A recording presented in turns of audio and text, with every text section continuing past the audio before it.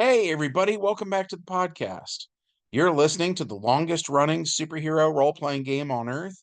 And as always, I'm your host, Chris Kent. And today we're going to be talking about one of my favorite things of all time, the Rocketeer. But before we get into that, smash that like button, make sure you're subscribed, ring the bell for notifications, and as always, be sure to leave us a comment as that really helps out with the YouTube algorithm. We've got a great community here, and it's all thanks to you guys. Thank you so much for being here. With all that said, let's dive into today's adventure. The prologue of the story takes place in 1938 when a young pilot by the name of Cliff Secord finds a rocket pack. Every bad guy in Hollywood and Los Angeles tries to get their hands on it. And at one point, the bad guys kidnap Cliff's girlfriend, Betty Page. In the end, old Cliffy gets the girl, saves the day, thwarts German spies, mobsters, the works. He even meets Howard Hughes, the man who built the rocket pack. And Mr. Hughes lets Cliff keep it, deciding that Cliff's doing a better job with it than the government ever would. Which brings us to the main plot of this game session, which takes place in 1942 in Washington, D.C. Cliff and Betty arrive in an airplane, and Cliff is saying how it just burns him up. Other men are doing their part to help out with the war effort. But in the eyes of the United States government, he stole the rocket pack from them, and the War Office gave him an F4, treating him like a criminal. Betty tries to make him feel better by saying that at least he tried to enlist. Cliff complains that he's traveling around the country as part of what he calls a fathead movie industry sideshow. He says selling war bonds is for old men and dames, which sets Betty off. So, unless I'm firing a gun, I'm as useless as a plugged nickel? Is that it? She asks in an angry tone of voice. As Betty storms off, Cliff says, Betty, wait, I didn't mean it. Then he pauses for a minute, thinking out loud to himself. Or maybe I did. Just then, three men walk up behind Cliff. One of them says, You know, I'm the one who okayed the financing for that little toy you have in your rucksack. Stuck my neck out to talk to the president about it, and you go and steal the darn thing. Cliff says, Toy? Now just who do you think? But as Cliff turns, he recognizes the man, who introduces himself as Henry Morgenthau Jr., the Secretary of the Treasury. Morgenthau continues, As it turns out, it's just a useless piece of junk. It can carry an unarmored man, but a couple of gallons of fuel won't take him far. He'd be a sitting duck for any infantryman with a gun. Some elements, powerful elements, say to let you keep the thing.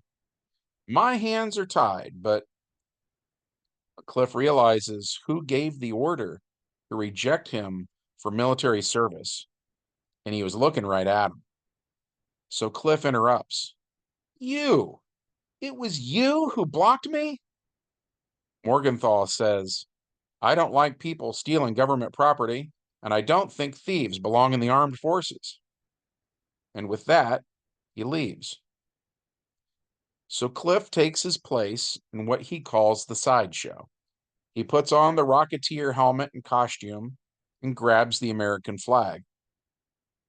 Morgenthau gives a speech on the steps of the U.S. Treasury building. Patriotic Americans crowd the area looking to glimpse their favorite movie stars and contribute to the war effort by buying war bonds. Meanwhile, old Cliffy stews about what a fathead he thinks Morgenthau is. Cliff thinks he's completely wrong about the rocket pack, yet he sings the praises of a bunch of lame brain movie stars. Cliff says to himself that it would serve the pompous jerk right if he and the rocket pack left his stupid bond drive. But he remembers bringing him along was Betty's idea, and Cliff doesn't want to let her down. So on his cue, He flies overhead carrying the flag. People point and cheer. One person says, "It's the Rocketeer. I didn't know he'd be here." An attractive red haired woman comments to Betty that she's heard the Rocketeer is very handsome under that helmet of his. As Cliff flies overhead, he realizes that being there for Betty means he was also there for Morgenthau. And now Cliff might be stuck doing these dog and pony shows for the rest of the war. Just then, though, Cliff spots two P-40s get shot down by a huge, weird prototype German plane, a strange black flying wing carrying what looks like a huge bomb underneath. Cliff doesn't recognize it, and he knows them all. "What in the Sam Hill is that?" he says out loud. The weird black plane's four propellers carry it on a direct course for the Capitol building. So the Rocketeer flies to the front of the plane where the bomber has a huge round glass area. Cliff opens fire on the German pilots who yell something in German as Cliff's bullets smash through the glass. One of the men hurries and gets in a turret atop the beast, where he fires a heavy machine gun at Cliff, barely missing him. To make matters worse, the rocket pack is low on gas and begins to cough. Cliff flies at the cockpit and literally plants the American flag in the pilot's chest. Both Cliff and the plane go off course and hit the nearby water. Cliff is knocked out. Which brings us to our epilogue. Later that day, Cliff Secord wakes up in Walter Reed General Hospital, where the first thing he sees is Betty's face. Cliff can barely talk, but he begins to apologize for what he'd said earlier. Betty tells him not to talk. She says he saved everyone at the Bond rally and risked his life in doing so. Cliff asks where the rocket pack is now, and FDR says it's in better shape than you are, young man. "Mr. President?" Cliff says in shock. FDR says that Mr. Morgenthau here has something he wants to say. Morgenthau begrudgingly says, "Your heroic actions today proved your mettle, if not the value of the rocket pack as an implement of war.